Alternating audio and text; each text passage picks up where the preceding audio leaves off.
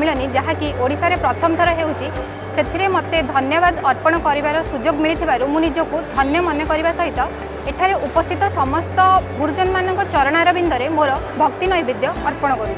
आजिर प्रसंग भाषा ही भविष्यत। आमे आम भाषा को भल पाइले आम माटी को भल पाइले आमे विश्व स्तर रे आम निजको प्रतिष्ठित करि परिबा।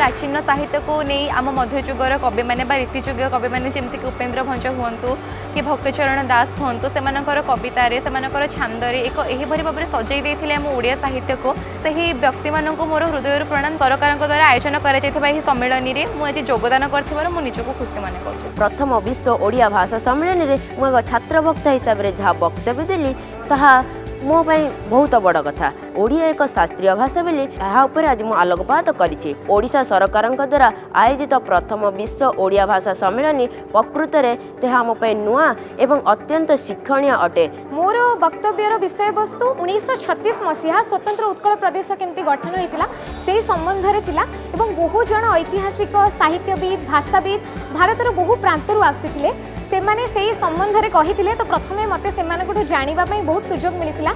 आज जितेबाला एत जन ज्ञानी गुड़ी मध्य ओडिशा संबंध में जदि मत समस्त सामने जो कहवा राज्य सरकार सुजोग देती से मुझे बहुत धन्य मन करुच्ची। राज्य सरकार को बहुत बहुत धन्यवाद।